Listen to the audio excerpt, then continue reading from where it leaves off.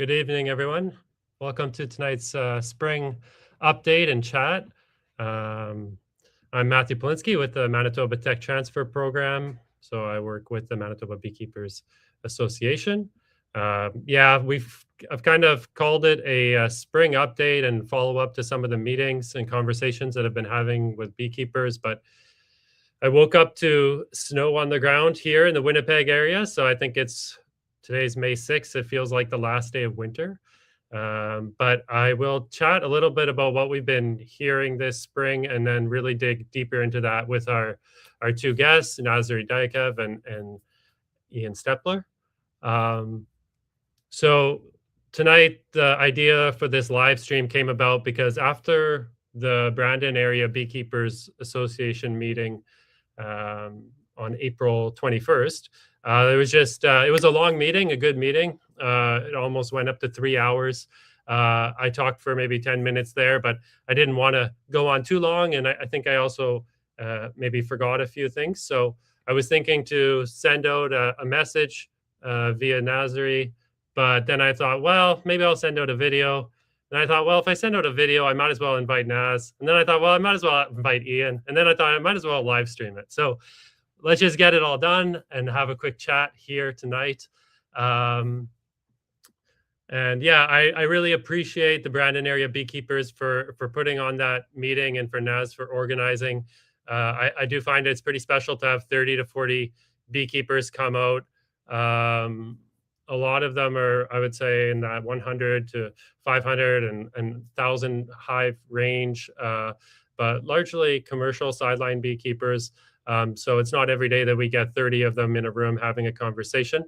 And for me, I can kind of put something up on the website, social media, make a video like this anytime, but being in that room with beekeepers, listening, getting feedback from them, that's the purpose of being there. So I just thought I'd take tonight to be able to talk a little bit more.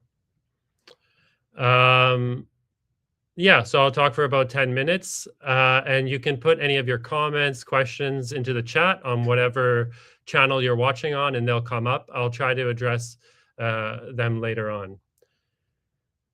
I just wanted to mention, I guess, where I began at the Brandon meeting. And I know some of you are going to get tired of me for saying this, but it's also clear that not everyone is aware or not always around when I do repeat this next fact, but that's who I work for. So I do not work for the university here. I'm not an employee of the government. I'm not a bee inspector, but I do work for the MBA, the Manitoba Beekeepers Association. My salary is paid by a grant that the MBA secured from the provincial and federal government, Sustainable Canadian Agricultural Partnership Grant. So I'm directed by the MBA in all my mission and my research and extension activities. I do collaborate with academia nationally and other tech programs with our provincial apiarist. But what the work I do is determined by and for Manitoba beekeepers. So if you're a member of the MBA, you definitely have a voice with your board, and that board and the KRTP steering committee ultimately directs what I do. So I'm not going to get too much into like a general overview of the program. That's kind of online, and I give these out at our convention and in our newsletters and stuff. Tonight, I'm just going to touch on a few topics that maybe I couldn't entirely speak on the other night, and just follow up on a few points. So for our 2026 field season, we are working with Greenlight Biosciences again, testing Naroa. This is our 4th year of working with them, and we'll be testing some new formulations this year. They have run 7 trials in Canada. 3 of those have been in Manitoba, and we'll be doing a 4th this year. So we was sort of brought up the value of making sure that we could test that product to its full extent here in Manitoba, and that when they they'll have all of the data they need for potential application and registration here in Canada. I do receive that question again, is Naroa registered in Canada? No, not yet. It is registered in the United States, but they have submitted an application for registration with the PMRA, and it's under review. So that's that. One thing I didn't get to mention at any of the meetings this spring was that last year we've been collecting mites. So we asked beekeepers to collect a pooled sample of mites from their from a single bee yard, a single apiary. We need 16 mites or 16 to 20 mites in a sample. So what we do with those is we send them for testing to the National Bee Diagnostic Center, and they have a project ongoing looking for mutations associated with miticide resistance in Canada. So they've been collecting samples from all across Canada, and this is going to give them an idea of the extent of resistance in our mite populations and also the geographical distribution. One thing I know that people, whether they have some resistance in their mite population or not, which I think probably most of us do to some extent, if you can collect the mites and send them in to me, contact me and I'll give you all the instructions. They're also up on the website. But you may be comfortable with managing them, managing the mites in your operation right now, but this could give you a bit of data there, but it also gives kind of this data to all of Canada to understand the distribution. Not only that, there's a lot of people who haven't been using strips for a long time, but they'll still see resistance showing up in their operations. So that'll help researchers better understand what's going on there. Another project that we did last year was working with a beekeeper to test the Dalan AFB vaccine. So the AFB vaccine is a vaccine where you can get these vaccinated queens that have been exposed to the Panabacillus larvae bacterium. And there's been some suggestions that it may have an extra benefit of reducing viral levels in the colonies. So we were doing an experiment that used 83 colonies, all queens from the same queen mother, half vaccinated, half unvaccinated, and looking at survivorship and virus levels. Those were our main concerns. We received funding to do that by Project APIS M grant. Virus testing is very expensive, so just want to acknowledge that Project APIS M is funding that experiment. And just in terms of a couple of services that we typically offer with the tech transfer program here, we do offer a syrup testing looking at pH and the titratable acidity of syrup. So this is usually more relevant in the fall if you've had some fresh syrup in the spring and you've held it over through the summer and you're wondering, is it still kind of good to feed to the bees or might it have a harmful impact on them? You could send me a sample and I will test it. A lot of information on that up on the website that explains how we do it. But essentially, even if you're not quite sure, you don't want to send in a sample, even doing some dilution with fresh syrup could be helpful. So you're not feeding one very acidic syrup all to 1 yard. Rather, you would be diluting it and fixing the problem a bit. But that is not the only solution, and it's best to just send a sample, and it's easy for us to test. Each spring, we do offer a hygienic testing services, so doing freeze-kill brood assays. This is a test for checking the hygienic behavior of bees. So we check the breeder colonies. We use liquid nitrogen, freeze-kill a patch of brood, and then the beekeeper takes a photo 24 hours later to see how much brood the bees have cleaned out. We have worked with UBO in the past, but we won't be offering any services on that this year. And I am hoping to get some pin kill test stamps. So pin kill is kind of just killing each pupae one by one, but there's these stamps now that you can use. So it's a quick and easy way that beekeepers can actually do these tests on their own. Although I just want to get that tool and get it out to some beekeepers so they can try it and give some feedback on evaluating their colonies using that test. One of the sort of other hot topics that's come up over the winter, and I guess especially because I've been working on this project over the winter, has been testing oxalic acid glycerin strips in an indoor wintering setting. So we're on our second year of doing this experiment. We're collaborating with the University of Saskatchewan, Dr. Sarah Wood, and Dr. Alvaro de la Mora Pena.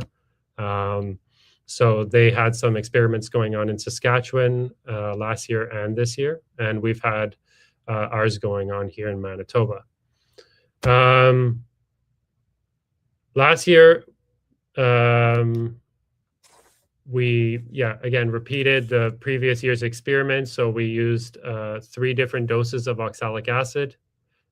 One group had amitraz, so Apivar, and one group was an uncontrolled sham treatment. So the sham had no active ingredient. Apivar, low dose, which was 1 strip, a mid dose, which was 2 strips, and a standard dose of oxalic acid glycerin, which was 4 strips. So what we called the high dose, although this would really just be a standard dose in the rest of the year, but we considered it a high dose for winter. We kind of have some preliminary results on that, but nothing has been analyzed. I've put out some videos with Phil Veldhuis, Phil the Bee Man, that explains a bit of the experiment setup, so you could check that out. But I won't go too deep into that right now, other than to say we're seeing some poor outcomes with the standard or high dose post-wintering. The low and mid dose are a little bit unclear.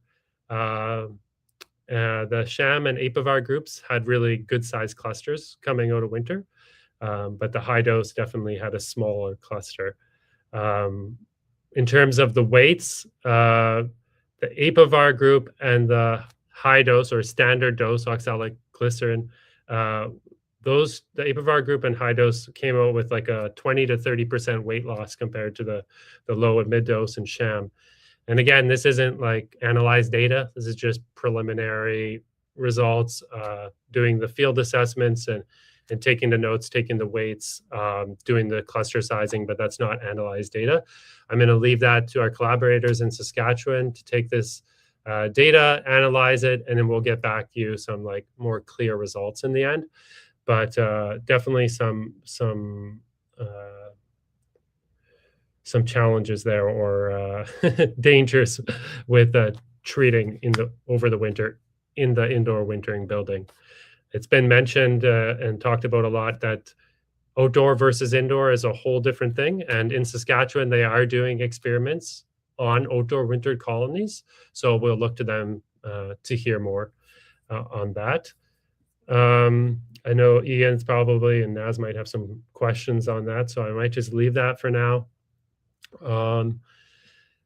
I guess we started that work about 2 years ago, and we have heard a lot of stories from the field here in Canada and some over the US where people have been leaving oxalic strips in or putting them in just before winter and having some higher than usual losses. And I guess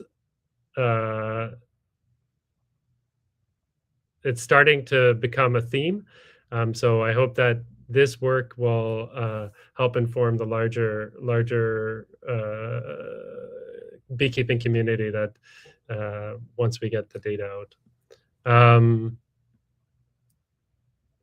I guess I'll just end it here, and I'll open up the conversation to Naz and Ian to jump in, and we can take it from there.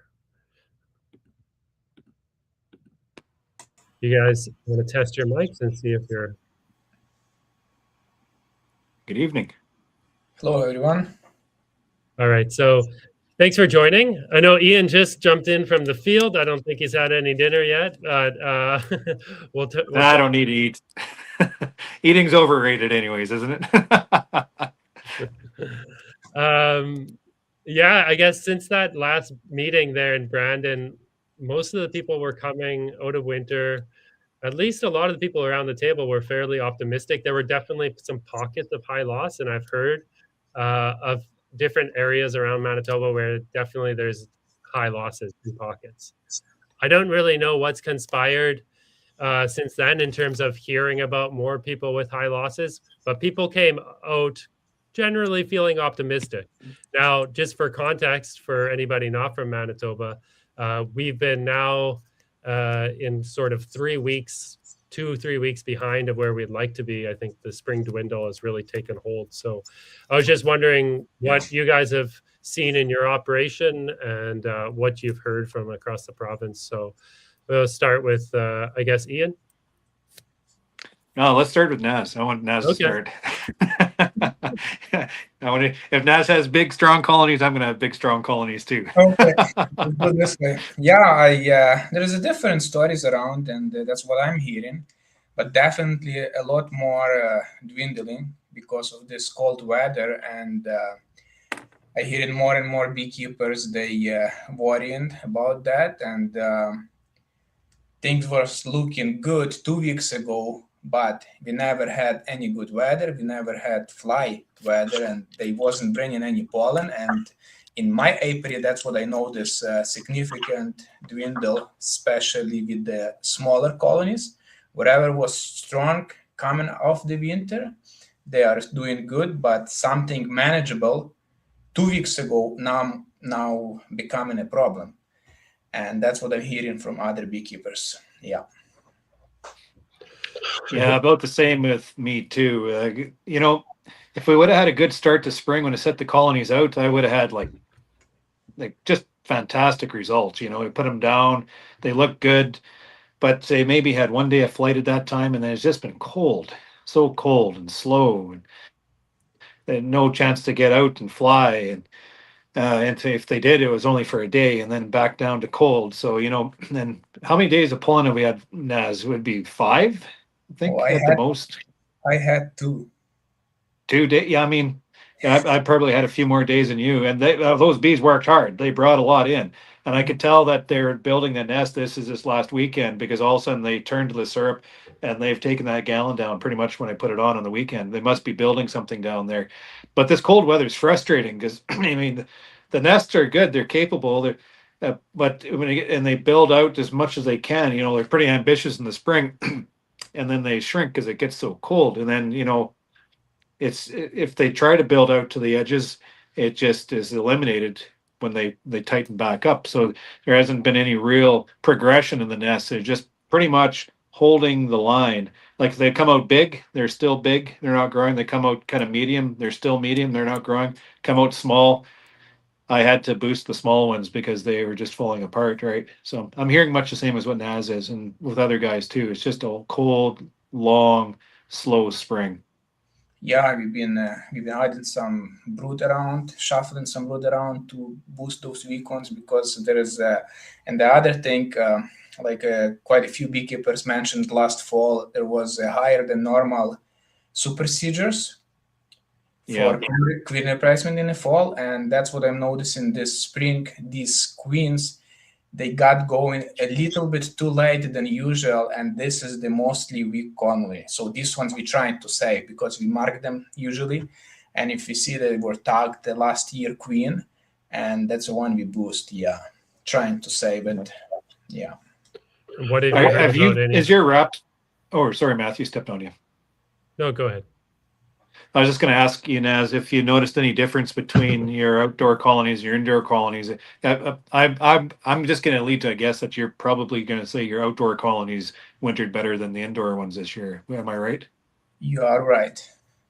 It just like when we bring our indoor colonies, we still wrap them up, but they never had a chance. Like outdoor colonies, they about 3 to 4 weeks ahead, just because of that little patch of brood they start to rear end of February, beginning of March, which indoor colony doesn't have that opportunity to do it. So they are way better. Yes. When did you take the wrap off? Is it still on, or what? You just put a video out I watched. I'm not sure what your date on the video was. It was yesterday. Yeah. Okay, so it's still on then. Yeah, they are still on. Usually last year we took them out May 7, but usually before Mother's Day, our target. Even if it's warm, we still leave the wraps on because of that. We still having cold night, and if you don't really have to take it off, if it's not on your way, you might as well leave it. Yeah. Yeah. We usually, when we start splitting bees, that's when we start taking wraps off. So our first queen coming next week, and that's where we're gonna start unwrapping. So. Okay. I was definitely thinking about, yeah, I should have maybe had my colonies wrapped when I moved them out, but that's a lot of work too, isn't it? Like, Well, it's a lot of you work wrap for, yours up, eh? yes, it's a first time because you have to invest quite a little bit of money to make your custom wraps. Yeah. And but it's quick. It's 10 seconds a hive. It's what we're using for indoor bees. That's a one-piece wrap. It's just like a sock. So you put your 4 colonies together and done. Okay. So Yeah. it's a good investment. Because the good thing about this, you're not using these wraps very long time or too much, not like outdoor bees, and they will last. Like my first one, they about 10 years, but my outdoor wraps, well, you used to do it maybe. They over 20 years. There are some 30 or 40 years old. Yeah. Basically, You moved some colonies out early, the indoor colonies. You moved some out early and wrapped them up. Did you see a benefit from that, or did you? What happened to them? no, I didn't do a follow-up video on it yet, but I didn't see any difference. No. Same as, so they're in the same category as the ones that you moved out later. Yeah, and one reason why they are in the same category, because these nukes, they were double 6 frame nukes, and I had a problem with starvation, so I took them out and they were on the weak side, and then didn't see any advantages so far. Yeah. Oh yeah. What have you seen for starvation out there? Heard about? Just a regular year, or more or less? In my outdoor hives, there is not much starvation, but the indoor hives, I noticed higher starvation this year than usual years, and that's what I'm hearing from few producers. They mentioned into a lot of starvation. I know some people, they blame in starvation this year loss. So. And your nukes were a little bit different. I think you said you had some trouble with your nukes. What were you thinking that maybe was different with them this year? Well, first of all, I think they were brooding for longer than usual, as we were getting quite a bit late pollen, and we were trying to feed and feed and feed and feed, but I think they were using quite a bit of feed just to establish that late season brood nest. And and then I think maybe we doing a little bit too much oxalic acid vaporization on the smaller units, and that's maybe on the way. It's have something to do with their fall cluster, decreasing the population in the hives, in the smaller units especially. Yeah. I heard, last night was a meeting in Morden, and I heard, Ian, you were down there, and that kind of topic came up about potentially over-treating or too many treatments. I don't know if that... Well, yeah, like Naz and I talked about this a little bit just between us after the Brandon meeting, when you talked about the results of the oxalic acid treatments indoors. And make sure you correct me if I'm wrong, Matthew. But from what I gathered from it, and you spoke about it here again before I had to step out for a second, but the regular treatment, the summertime treatment, caused detrimental effects on the indoor winter colonies. That's correct, right? And then the lesser dose, which would have been 2 strips instead of 3, maybe, or what was the lesser dose? 2 strips instead of 4, and then 1 strip instead of 4. Yeah. Yeah, and those 2 treatments, and I'm not sure how much you can freely talk about it, but those 2 type of treatments were less detrimental to the colonies. That's correct, right? Upon the spring assessment and looking at the cluster sizes and evaluating them in the field, yes. I can't say for a statistical analysis, which hasn't been done yet. That said, I can say that the high dose, the standard dose, definitely much poor, and I'm sure there'll be a statistical difference.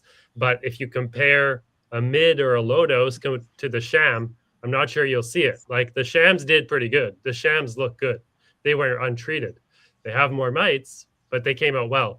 Another question is, how well are they going to look 4 weeks from now if they've been carrying load, right? So will that mid or low dose that kind of looks so now surpass a sham if it's declining a little bit in May because it held those mite levels through the winter? It's not clear yet. But sorry, follow your train of thought if you're. Yeah, so this is why you're so important to this whole conversation, because I'm talking like a beekeeper and so is Naz, and we're listening to trial, like applied trial that's gone on. And in the back of my mind, I'm thinking to myself, those bees with the regular treatment of oxalic acid strips in winter, the regular dose was detrimental to their health. It came up and out in bad shape or dead. And you're hearing that from beekeepers at the meeting. Even the one beekeeper was like, "Well, yeah, of course. My colonies are dead. My buddies' colonies are dead." And we're hearing this from beekeepers right across Canada and into the States. The guys in their winter sheds down in the States. There's a lot of dead bees coming to the sheds because they figure it's the strips inside. So how, as a beekeeper, we're also applying oxalic acid in a vapor form. And we seem to be applying this treatment later into the season because it's killing mites. And that's when the brood is less, so the more mites exposed. So we're getting a good coverage on the bees. And it seems like we're treating more and more, and we're upping our dose all the time. We're told that it has no detrimental effect to our colonies. But what's the chances that we are overdosing our colonies with oxalic acid vapor with those very late treatments before they go into the shed? And maybe that residue of the oxalic within the nest is causing a negative impact to the bees. The reason I say that, because I treat very late in the season to my singles, and I do the same with my nukes. And over the last 3 years, I've had a lot of trouble getting smaller units through winter. Like it used to be, I make these nukes very effortlessly. Make my own queens, making honey on them, 3 boxes, 4 boxes sometimes. Prepare them for winter, put them in. They come out to spectacular shape. This is little wee sexy little nuke, and it comes out and explodes into growth.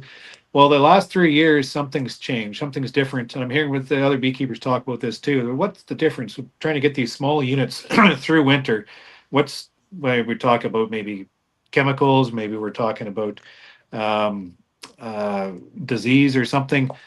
The one thing that we also have changed over the last 3 years is more application of oxalic acid in vapor form. My dose on the nukes is pretty much the same as I do to my singles. So just maybe some feedback, Matthew. Is there a chance that maybe we're overdosing the colonies? There's more oxalic acid residue in these little colonies they're having to deal with, and they're dying, just like having the oxalic acid strip in there, overdosing them with that, causing a detrimental effect. Is like I'm a beekeeper, causation, right? Just because I'm doing it and they die doesn't mean that's what's killed them. That's how I'm putting it together. But where should we go with this? What's your feedback on that? A little bit of back my mind kind of thinking. Yeah, I mean, I think you've laid it out very well, and it sounds like that's a clear research project. I know that in Saskatchewan, their tech transfer program, they were looking a little bit at the optimization of oxalic acid, and in terms of vaporization, I don't know if they've put out any recommendations as of yet, but that's something we should follow up on to see if they do have that completed. Yeah, last night at the South Central Beekeepers Association meeting, Lloyd Harris was there, and he's the one that developed that bee longevity bee longevity graph that just allowed you to see the lifespan of the bee through the entire year, through the whole cycle. And he asked the question, he says, well, how does oxalic acid, how does the treatment affect the bee's longevity? And I'm sitting there thinking, well, I have no idea. Has there been any work in regards to that? Is Sarah Wood, is she doing any type of work like that in University of Saskatchewan, looking at the effect of the oxalic acid to the bee's health? In terms of the long-term impacts, right? I mean, yeah. I'm not sure that they have in the presentations I've seen from that group so far. I know they've presented a lot, but I haven't seen to my knowledge, any experiments that have followed those colonies, for over 6 months or up to a year or so. Because I know that Dr. Rob Curry here in Manitoba has mentioned that there's been some experiments that he's been involved in where they're looking at different treatments and that you might not see those impacts until 8 months later. And you might see that increased in procedure or otherwise. So yeah, it's important to check. One study I reference when I talk about this is one that's coming out of Europe, where they had a few different treatment groups. One was Apistan, one was untreated, and one was oxalic glycerin. And the oxalic glycerin was found to be activating the honeybee's immune system and making it more active. So they didn't know after that, is that a good thing? Is that a bad thing? But it's doing something, right? It's doing something. Can you repeat that again? It was doing what to their immune system? It was activating their immune system. So for prolonged exposure to oxalic acid glycerin was having an effect of activating their kind of a response, an immune response to that exposure, but it was a prolonged response as well. Okay, how do they measure that? Like, how do you know if it activates their immune system? I'm guessing some type of gene expression, but I'm not sure actually how that study was done. That's interesting. Yes, I was looking into a stream this winter, and from one European researchers too. And this is exactly what he mentioned, because I give him a question: can I try to leave the strips for experiment in the winter? And he said, absolutely not, because it's going to hurt their stomachs. Yeah. I mean, and I just wanted to differentiate between, of course, you're talking a lot about vapor and maybe too many treatments and too many grams into different sizes of colonies. But I mean, it's going to be very different too if we're talking about the glycerin strips or we're talking about vapor. And I can hear the common sense prevailing across the beekeeping community and some of the observations, and people aren't really going to go down that path with putting strips or pads into their colonies and putting them into the winter, which is also in Canada not a registered application method, but I can see that it's becoming more common knowledge. However, I guess the point is, this year in Canada, this is now a new legal registered treatment, right? Using oxalic glycerin, whether it's homemade or you buy Viroxan. And one of the challenges that I've heard from beekeepers is that you're putting this, let's say, especially with the strip bin, you're putting it in the summer or in May or in June. But it's a big labor issue to be pulling that strip. And so even if beekeepers have best intentions to pull some of these pads and strips and products out, they end up being left in. So one of my other kind of questions is, how is that affecting the colony? Even not these intentional treatments, which we're kind of maybe getting the idea that we should be moving away from, but from an operational standpoint, if you need to be pulling strips when your colony is overflowing with bees and you have 4 strips, they're falling down, they've been chewed apart, you don't have time to do it, so you leave them in. What's the outcome of that? I know that the Alberta Tech Transfer Program did an experiment last year where they kind of looked at something like this, looking at pads and strips and then removing them, looking at the mite control, and then doing titrations on the strips to see how much oxalic was left in them. So I'm looking forward to hearing from them what came of that. But there's also a question of not just what's left in them, but how is it impacting bees, and are you risking your bees? One thing I want to mention when I talk about this overdose of oxalic acid vaporization, there's a caveat to that, because Naz, you've done that, and you vaporize, or maybe I'll just leave it up to you to explain, but you've treated a yard exclusively with oxalic acid, I believe, and such, and they come out just masterfully. Am I correct? You are correct, and I can understand this, because before we used to do only 2 vaporization with oxalic acid. That was starting 7 years ago, and this was it. But about 3 years ago, we figured mice we seems like to have more mites, and we have to treat them more. And we treated more, and this is when we see a decrease in colony sizes. But exactly, you're right. I had one specific yard last year, and they had nothing but oxalic acid. They were made as a nukes from queen cells. The first application of oxalic acid they get right after queen got mated, so there was no absolutely zero capped brood. And then after that, they got about 4 or 5 applications in the fall. Plus, they had the oxalic acid strips, and that's the best bees came out of the winter. But the other ones not, unfortunately.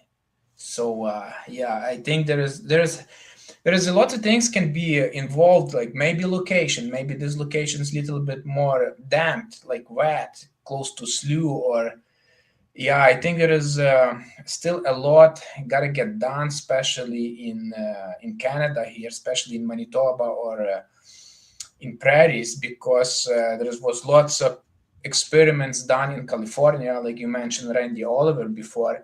It's totally different climate, and I think maybe their climate not exactly. No, okay, their applications to their climate, they're not exactly the same efficient strips or vaporization doesn't work as efficient as here. Maybe we have to adjust the dose or something like that. Yes. Yeah, totally agree. That's exactly the point. That's why having this tech program is so useful, because we can ask these questions and really hone in into our specific environment. Because I too talk to California beekeepers, and they're like, "Oh, what's the problem?" Like I'm fussing about putting strips in the spring when it's cold, and the bees are a bit stressed. I could be providing a lethal dose to my colonies in a very stressful event, just just for effect of trying to control mites. What's the point, right? At that, but there, I mean, they put it in, and no problems whatsoever. So I think this is really important. Yeah. Yeah, I think I missed a little bit of that. I was just catching up on the comments and making sure I didn't miss anything. But yeah, it's that early spring application of a strip. It's registered for a spring, summer, fall application, but our April here is not like in a lot of places. So putting an oxalic strip or pad into a colony when they're at their weakest, and in a year like this where they're not moving forward, that could be, like you said, a lethal dose. So yeah, I mean, Dr. Nuria Morfin there on our last webinar had said, like, one of the values as well of a program like the KRTP here is like, let us kill our colonies testing it, and then we're okay with that. And then, so I do encourage people, like with this new oxalic glycerin treatment, to try it out, how it's registered as per the label, and set up your experiments if you're trying to figure it out, like, oh, maybe I treated this one with the dose over the summer and these ones not, and whatever, but if they're unknown territory, I do think there's people who can do kind of controlled experiments and risk killing their own colonies. I just want to point out, Phil's in the chat and he's keeping me on my toes here. Just to be clear, he says those sham colonies didn't get a treatment during the trial, but they did get amitraz strips and oxalic vapes the spring prior. And then in the fall, they got thymol. So when we set up our experiment last fall, everything was treated the same in the fall. They got a round of thymol treatment, or 3 rounds, but 1 application of thymol treatment. And then they had their winter treatment. So they weren't just untreated colonies the whole year and coming out the next year. They had a light fall treatment. So I just want to clarify that. I love having Phil involved with this program, because he's thinking all the time too, and he just likes to apply that thought into a trial, and he's hinging on you, Matthew, answering some of these questions. And I love it that he has a YouTube channel and he's putting it up online. And maybe some of the things he's saying on there, you're cringing maybe a little bit, but at the same time, this is beekeepers. We're beekeepers, and we're trying to answer some questions, and you're trying to bring the formality into the conversation. And I think you come across very well that way. But I'm glad Phil's involved in the project. He mentioned here too in the chat here somewhere about indoor vaping with oxalic. I don't know if I would necessarily advise that, because it's extremely hazardous to the health. But he mentioned that those colonies look good, so that puts my back of my mind thinking kind of to the side. But it'd be neat to try to overdose a colony to see if, in fact, oxalic acid vapor in the fall is detrimental, like those strips are. What's the chances it's the glycerin that's causing the trouble? I'm not aware. What's the chances it's the glycerin causing the trouble? Well, I mean, so you asked that question to be able to say, I still want to use oxalic, but I just don't want to use that. Yeah.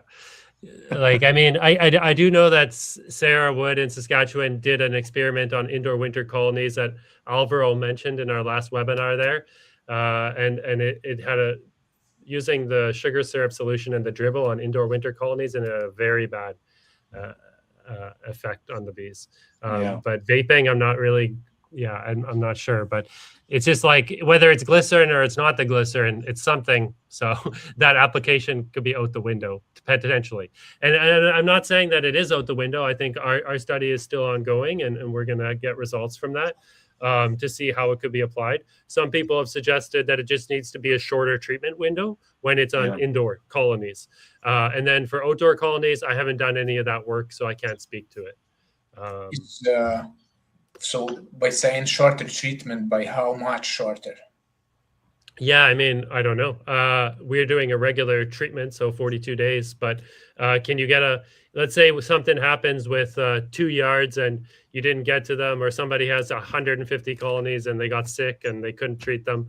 What's their Hail Mary at the end? Would it be like putting a strip in before they go inside and then pulling them out? It's a heck of a lot of work, but there are certain circumstances in which, different things might work out. So a shorter treatment window, I suppose we have to go to the data.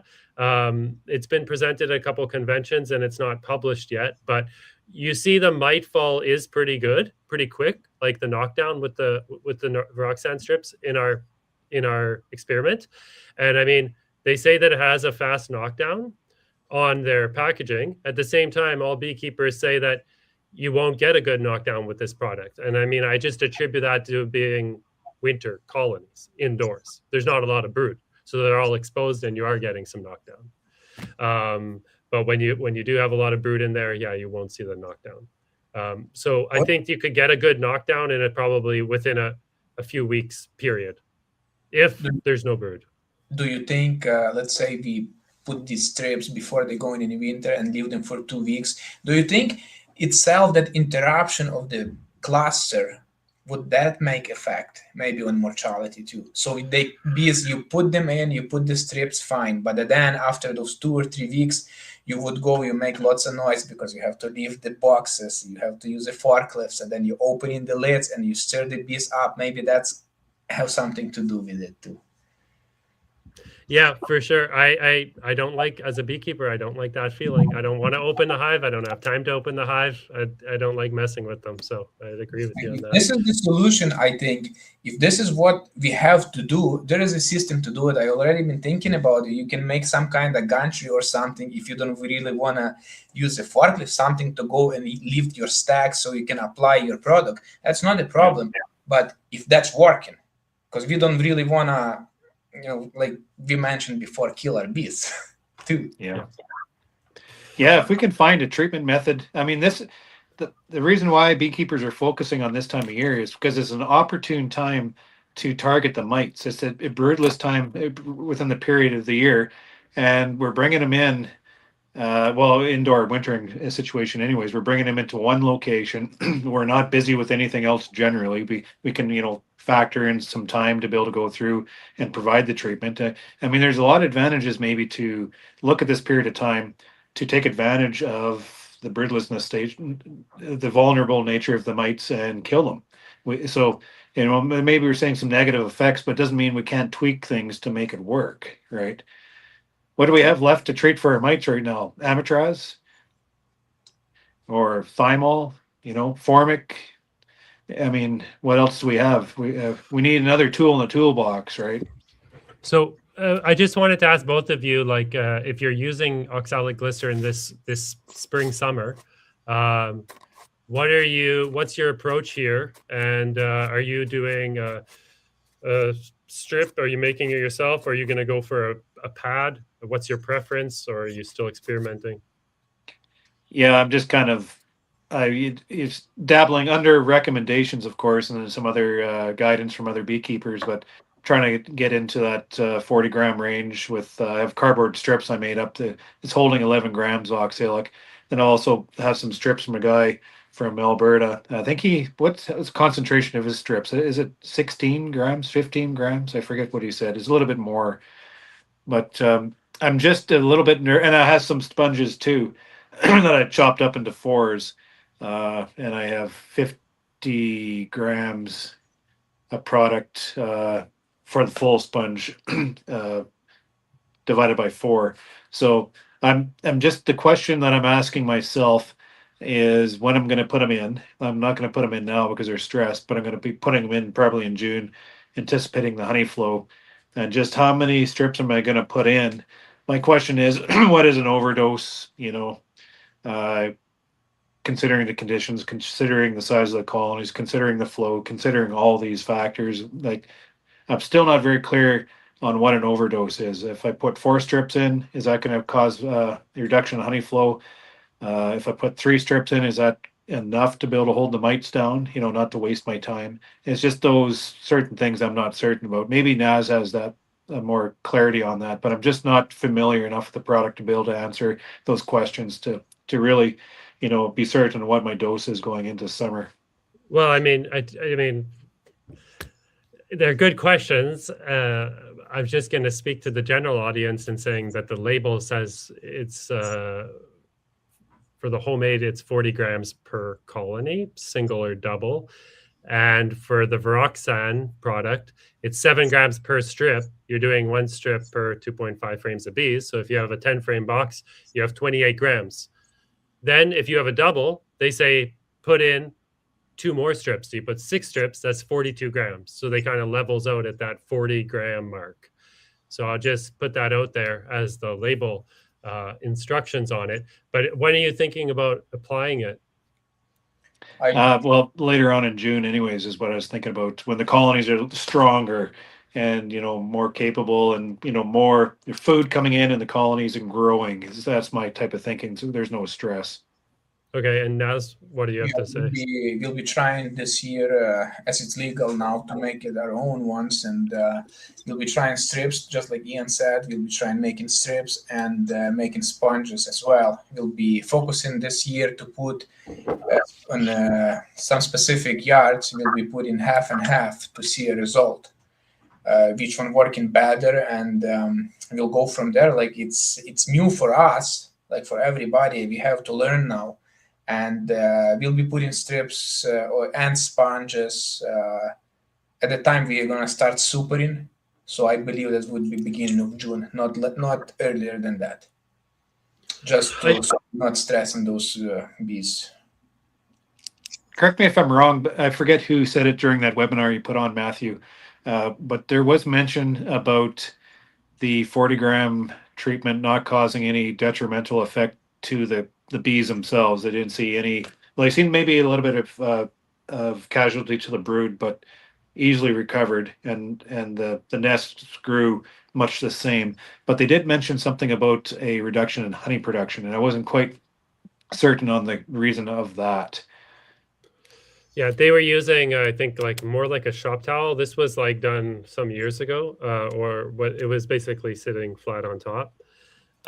They saw a reduction in the whole hive weight. So I think they weighed the whole hive, and they weren't sure why, because they didn't see a reduction in population or in brood production.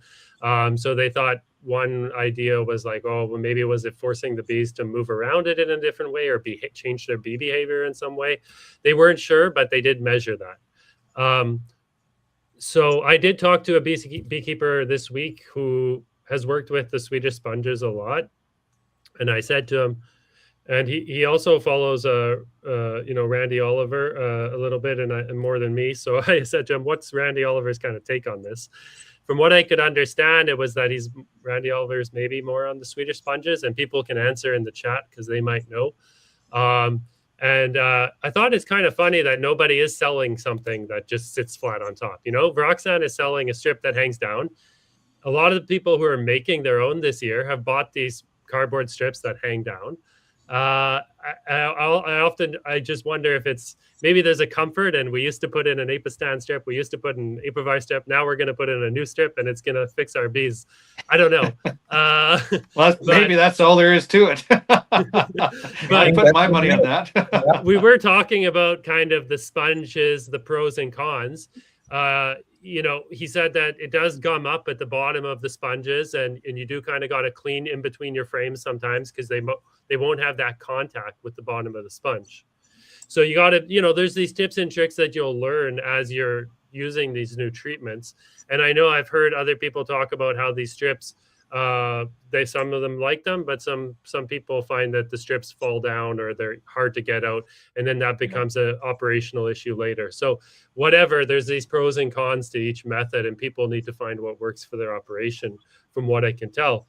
But in terms of efficacy, I'm not sure if there's been a one-on-one comparison in Canada that's been like in a controlled study for strips and pads. Sorry, did I jump way off your question? I don't even know where I started there, but I don't even remember my question. But okay. So the strips that I know it's just an approved treatment now, but talking to beekeepers, other places that put the strips in through the summer, and it gets chewed up. You're trying to take the old strips out because the strips generally are left in there, but they chew them up, hard to take out. So the residual strip that's left in there, let's say going into winter, that's probably used up, right? Like the oxalic acid and the glycerin is probably used up, so it's just basically a piece of cardboard in there now. And would that have any effect to the bees through winter? Probably not, because it's a very low dose, right?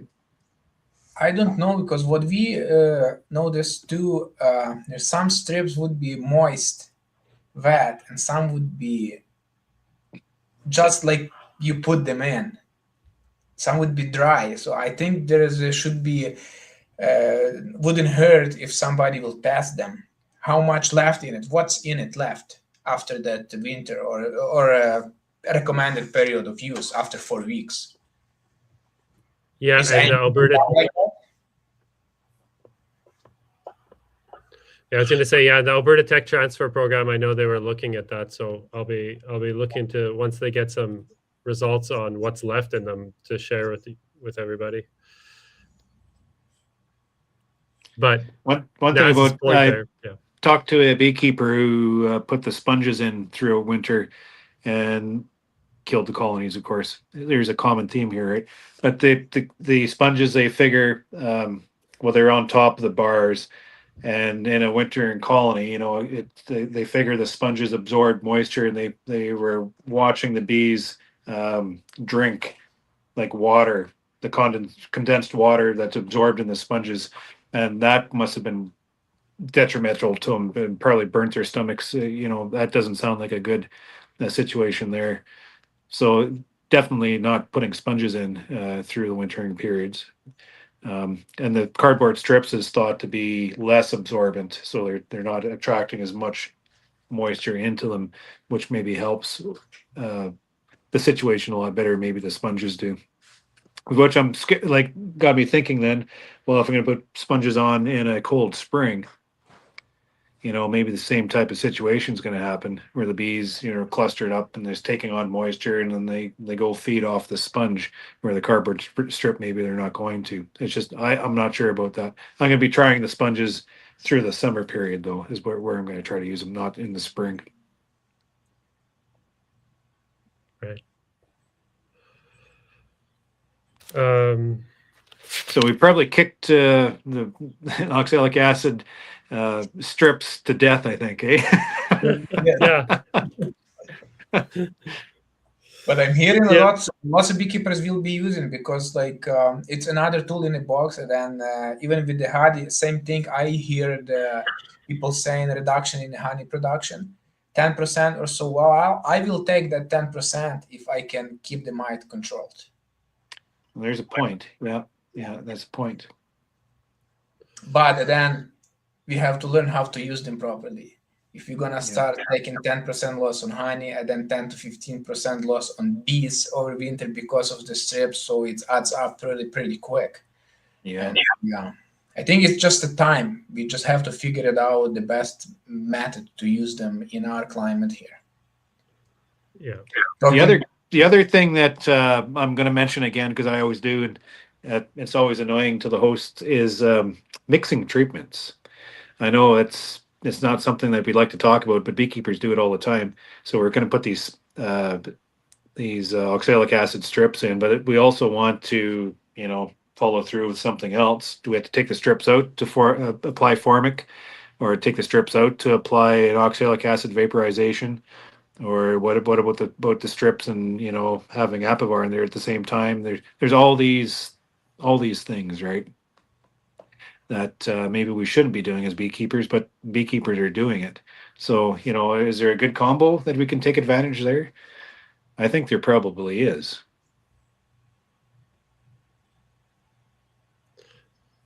Yeah, that's another tough one. I mean, it's not on the label, right? But it's what you call tank mixing. Farmers do it a lot.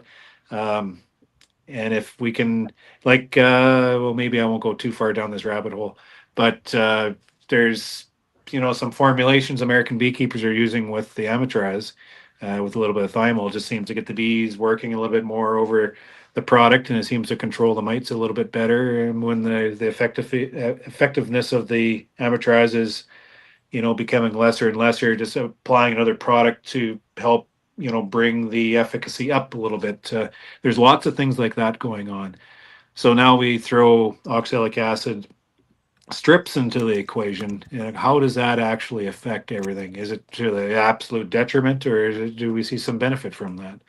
So that's something the beekeepers are going to be doing over the next little while. And maybe it does make an effect, because if you back up our conversation, the ones never receive anything else but oxalic, they did good. That kind of tells you something.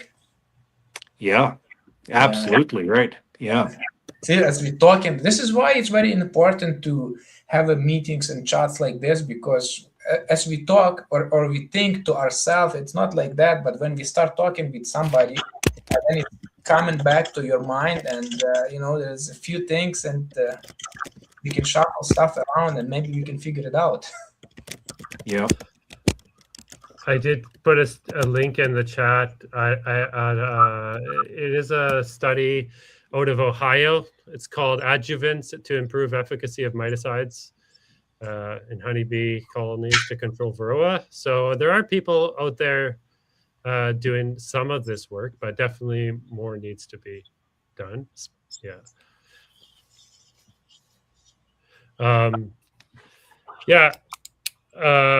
Any other comments on industry items or anything else that's come up? And yeah, you mentioned you'll be doing a hygienic test with the free-skill brood. When would be available? Maybe if somebody watching us from Manitoba here would be interested in it.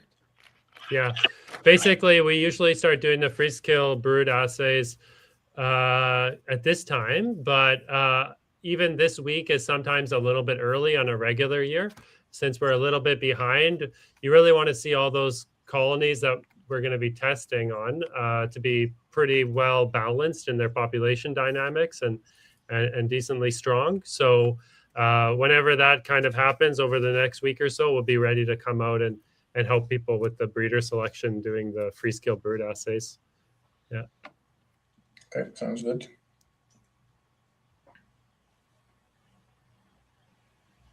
Naz, how many pollen patties have you put on this spring for the most part? We're on a third round right now. Okay.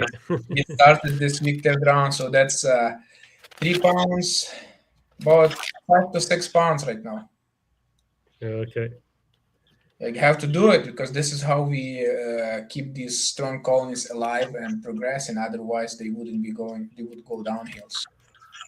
Yeah. Well, we'll finally get the good flow, I think, of fresh pollen this weekend and into next week. But hopefully, seems like that weather guy been just moving those days, week after week.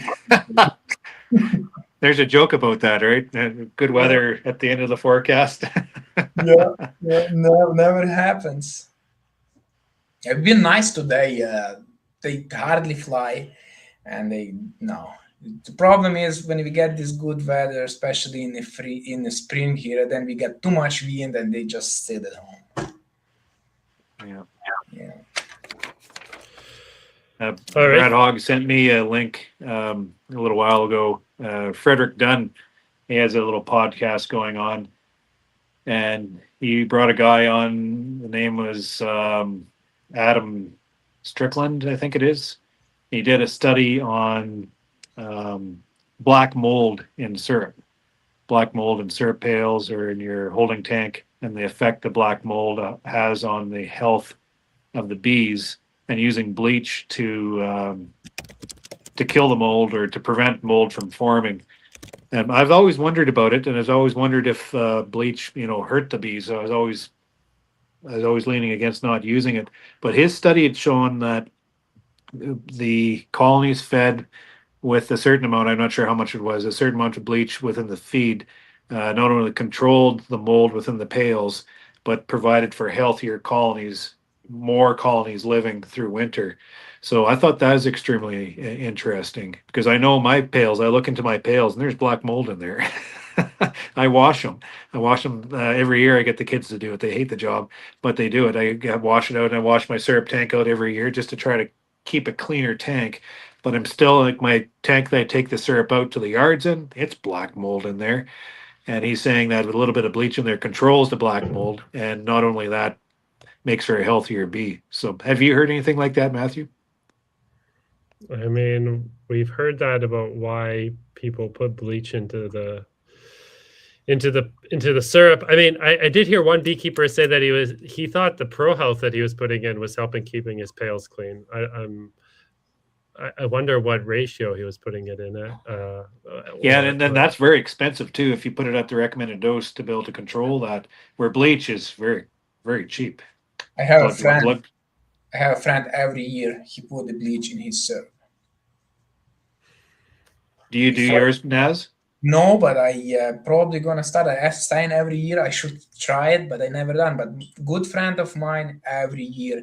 I can't remember how much he would put. I think cup per tote. But I have to check on it. But he does every year. He does every year, and not because of to prevent the mold or anything, but he pretty confident it helps bees with the gut health. Yeah.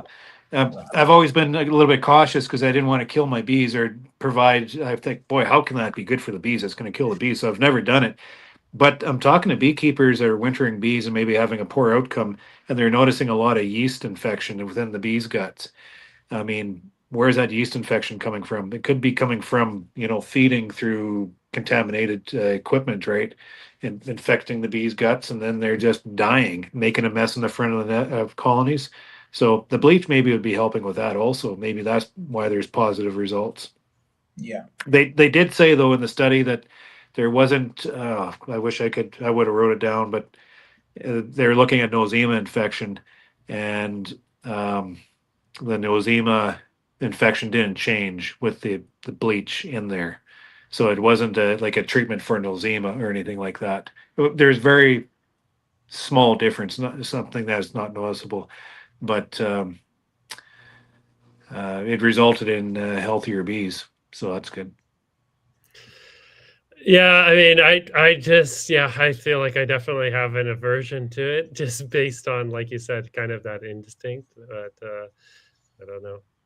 I just good quality feed, but it's all valid questions to ask. And I did look up that study just now. Yeah, it says Adam Strickland and the bleach and syrup study. So I'll follow up on that.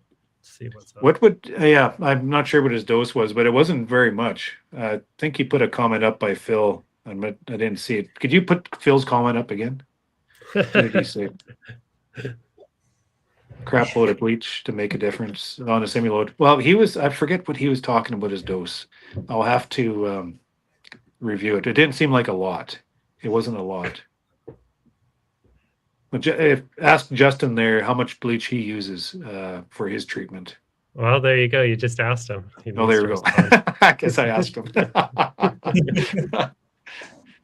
Do you know how much your friend was using, Naz? I believe cup per tote. Cup per tote? Okay. I believe so. But I guess if he watching us, he can put it in the chat. Yeah, but I will ask him again. Yeah.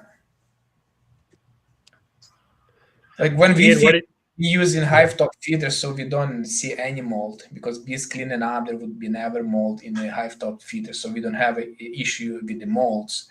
And same thing with in the tanks because we mix in our own syrup for the last 3 or 4 years, and yeah, there is no mold whatsoever. You finish feeding, you don't have anything overstocked, so yeah. Oops. Tablespoon per gallon. Yeah, that sounds familiar. Brad says it was 1.2 liters per 1,000 liters. Where's your? I don't know where all these different things are coming from. But. Yeah, the dose would be pretty important. You wouldn't want to overdose it, but Oh, it's here we not go. that expensive. This is Justin's comment. But just over 5 cups or 250 gallon. Yeah. If it'll keep my pails cleaner, then I'll be happy too. And if it makes for healthier bees, then to boot. Yeah. What if it has a detrimental impact? And that's why we have you here. Okay. Maybe we could run a citizen science experiment. I think we could take this question to Guelph there. They have that bee gut project, and Brendan Daisley, and I might pose the question to him and see what type of response he has, because yeah, why don't we ask the experts working on gut health and different things and see what they think about it. All right. And just one thing before we maybe end it here, and again, like going back to the other webinar I was watching, when those recommended timelines for your treatments, they always say spring, but I think they should correct themselves. Depends where you are, because my spring, so if they say in Europe is in March, well, maybe March for me, it's not very good idea to put these strips in. Yeah. Yeah, that's just the thing that Ian was talking about too. Like, what's the early season impacts on a weak or medium-sized colony, and that's not in a year like this, that's not growing very fast. No. Like I wouldn't say it's still not spring. Like I wouldn't put anything with the oxalic with the glycerin right now because it's just too cold. But yeah, the major advantage of this glycerin is that it's also can be used with honey superzone, right? So using the tools that we have in the times of the year that when we know how to use them and get a decent outcome, and then having this added advantage of treating with honey superzone, I mean, that's a big thing, I think, in my perspective. What do you think, Matthew? Is there a way to test oxalic acid? Like, you want to test the purity of it? Crystal. I have the same thing. Beekeepers, they saying maybe that's something in oxalic acid, purity of it. Yeah, I would be a question for a lab. Probably can't be that complicated, you would think. But yeah, you know what? I should ask around about that and look into what the cost would be and see what they can do, because if it isn't that difficult and it isn't that expensive, then why not? It's nice to have answers rather than have these doubts and suspicions. It would be nice to get it tested, so it's kind of would be out of your chest and something to keep in mind. Oh, you know what? Jonathan Hofer's got a question. What ratio of syrup are you feeding? But are you talking about the spring, Jonathan, or the fall? These guys... Well, what are you guys feeding right now in the spring? When I come out of the shed, I fed them a heavy syrup just to get feed into them, and I didn't want to have a lot of drip issues because it was cold. The daytime, nighttime, the fluctuation in temperature, you get that drip. So I fed a heavy syrup then, just to emergency feed is what I was doing. But now I've switched to I've watered down the syrup a bit. I'm not exactly sure what it is, but I've made the syrup so it flows really easily through my syrup pump, through the water pump. So I bet you I'm I'm a little heavier than 1-to-1 yet, I bet you, but it's a lot thinner than the bees are taking to it. They're devouring that right now, and I think that's more of a stimulative ratio. So I've gone more thin now. Yeah, we using same thing. We using in the spring 65 water, 45 sugar. And then as the spring progresses, we go even thinner. We go 60 water, 40 sugar. Because that's all they need. They need that moisture. They doesn't need that too much sugar. You don't want to put them in the winter. That's when we mix. And fall mix as well, we mix in the fall. We do in 1 to 1.5. So 1 part water and 1.5, 1.5 part of sugar. And we done it for 4 years now. Doesn't make any difference. So what happened there with your early feeding Naz in the spring? You were getting the fondant in, and you were also doing, I think, syrup and Ziploc bags. I mean, the fondant's easy, right? You don't need to fill the bags. You don't need no mess, but costs more probably. So Yeah. How did that go, or what are you thinking? Fondant cost quite a bit more, and I used 2 different products of kinds of fondant. They took them similarly fine. They took the one and they took the other brand, but the bags are cheaper, little bit more messy, but it works. And that's kind of when we're using bags, that's kind of emergency feeding. We go throw the bags on everything, and then we come back right away, and we actually fill in frames with syrup. And this is, to me, this is the best method, because you fill that syrup, you put it in a frame, and you put it right beside the brood. So this way, cluster there's no way to move it from there. They have to take it. Yeah, that's Just an had impressive system. The guy just told me his bleach. He just sent me a message. He uses a bleach concentration to 25 parts per million. So what did he say there? So 10 liters per semi-load is what he uses. That's not much. That's not a lot. 10 liters per semi-load. And then you got Phil on here, says at Brad's rate, it's 40 liters a semi-load. So be careful, people. What you're doing. We'd have to focus. I can narrow in on that concentration. Not sure how to, we have to do math to figure the 25 parts per million. But just using his math at face value, 25 parts per million is 10 liters per semi-load. Well, there you go. The chat is super interesting. I mean, because a lot of people in the chat are like using bleach. I'm like, okay, wow, this is more popular than I thought. I mean, I've heard about it for years and over time, and people do it and they don't. But and then I guess it's a lot more common practice. Yeah, this beekeeper also goes on to say it doesn't stay in the syrup long. The bleach consumes the yeast, and the bleach is gone after. So in summer, he needs to add that bleach concentration once per month. So that's interesting. And that responds to Phil's comment that he says, no way the rate of chlorine would control the mold. According to, what did I say his name was? Strickland? According to him, it does. Yeah, and Brad I'll just do the due diligence of pointing out that Brad says that's not his ratio. It was the science guy that you're referencing who did that. Brad hasn't done it. So just want to get his comment there. That's so there's consensus on that dose then, 10 per semi-load. Depending how big the semi is, I guess. But yeah. Any rate, there you go. I'm gonna try it. So the other question, Matthew, would be, so let's say a beekeeper's treating oxytetracycline through a syrup. Would the bleach have a detrimental effect, or fumagillin? Is there a negative effect? Does it neutralize or does it kill off that treatment? I mean, honestly, I have no idea, but it doesn't sound like something I want to experiment with without knowing. No, exactly. Especially for the bee health and for the potential synergistic effect and for throwing your money out the window.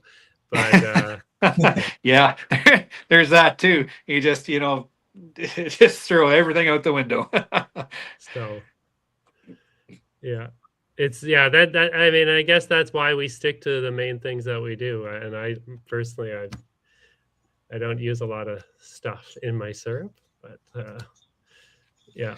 Phil says there'd be a waste of time, but I have to push back on that because that Adam Strickland did say in his study that it did prevent mold growth, the black mold in his.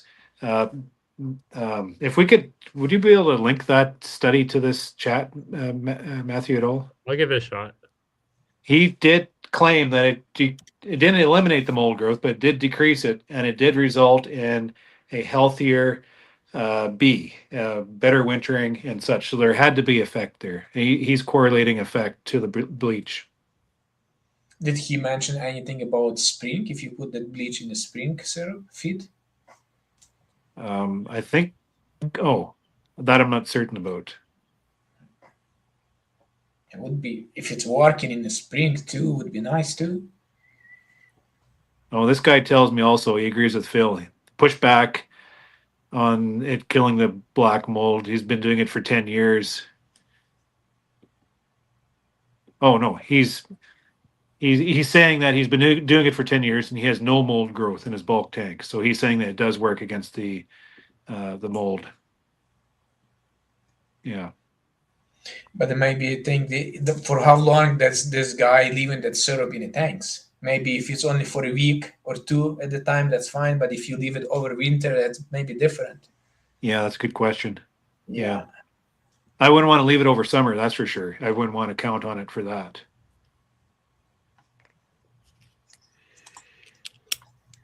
All right, folks. Yeah. Well, if there's any other hot topics, someone has to get in a last question in the chat. They can do that now.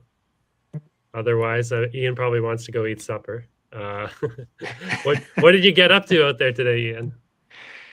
Today, we have a bunch of things going on. We didn't get any bee work done because it's too cold. I've just kind of put the pause on all bee work until we get better weather. Just, we have feed on there, and that's what else am I supposed to do, right? I can't baby them to make them better. So I'm just leaving them to their own accord and giving them feed. And I've been moving them out to their summer yard, so the cool weather is good for that. But I'm also getting distracted with business, and we started seeding. So we have 500 acres of wheat in right now. So we're, land prep and fertilizer, and have my daughter running the speed disc and everything like that. So we're well into that, just about to get into corn. It's too cold for corn yet. But if you wonder when the canola is going to be sowed, we've got a ways to go yet. It's too cold for canola. It's going to be after the corn and the sunflower. So we're going to be pushing June before we start with the canola, or it's not going to be early this year. You hearing any prediction for canola acreage size this year from guys? There's talk about there being less canola acres for whatever reason, I'm not sure. But the canola price actually isn't that bad. With the new crush plant in Regina, they've been sending out some bids, and it's quite attractive. So with this instability with fertilizer pricing and all this kind of stuff, and then the market's going like this all the time, everybody's a little bit nervous. But I would wager that canola would be much the same for acreage. I'm not hearing my neighbors switching out. No, I talked to one of my landowners the other day, and he mentioned last year I never gonna put canola again, but he's seeding this year. We say that every spring too. It's a finicky damn crop. I hate canola with a passion. It's a love-hate relationship. Yeah. There is problem with Verticillium wilt in canola, so guys are going to have to broaden their rotation out a little bit. Some guys go every second year, which can't be done anymore, so have to go every third year. Our farm's going every fourth year just to help with the Verticillium wilt, because it's devastating. It'll take the whole crop right out. It hurt our farm for production 3 years ago, so we've added into the rotation. So that might be a reason why guys are pulling back on canola a little bit, just trying to bring more crop into the rotation. And Naz, what else did you get up to today? Oh, we were feeding bees. We were adding more patties and more syrup, and that's about it. That's all we do every day after day. Yeah. So for those who might be tuning in because they're tuning into Ian's, and if they're not familiar with Naz's channel, check it out. And Naz has a frame filler system, which is just a coffee can with holes in it. You dip it in the sugar syrup. You just pull it, run it over the frame. It fills the cells with syrup, and he puts it in the colonies. So it's pretty cool. Yeah, there is actually a frame filler. I think it was made in Manitoba a long time ago. There is lots of people using it. We just don't know, because to know it, you have to put it on that YouTube. And yeah, all I use just a coffee can with 2-inch nails, a whole bunch of holes in the center, and it's worked perfectly fine. It's probably, well, it's slower than a frame filler, but not that much slower. And this way, if I need 5 frames, I'll fill 5 frames. With the frame filler, basically, you have to fill enough to feed your whole yard. And then all of a sudden, you have a leftover, and then it's mass. But this way, it's you have to try it. Yep. Okay. And I think if we finish in here, maybe you should mention about our Manitoba Field Day, in case somebody watching from around here and they don't know about that. Yeah, that's a good point, because yeah, this beginning of this chat was kind of following up on the BABA meeting in Brandon, and I think so. The Manitoba Beekeepers Association Field Day is going to take place on June 20th in Boulder, Manitoba. It's not that far away from Brandon. So I think it's there's no BABA meeting in the summer, but everybody can come out to this. And I'm sure we'll have a bit of a roundtable discussion to start the day off. We'll have some guests speaking. We also have people coming off to show off their hive loaders. So there's a few different companies. 2 are Manitoba made, and then there's the Easy Loader demonstration, and there's the Cancade hive loader demonstration, and Heritage Steel hive loader demonstration. So if you're curious about them, come out and check it out. We'll be putting up more information about it and more speakers confirmed once we get it confirmed. But that's June 20th. It's a Saturday. So, yeah. All right. I'll end it here, and I don't know. We'll catch up another time. Thanks for joining, everybody, and have a good evening.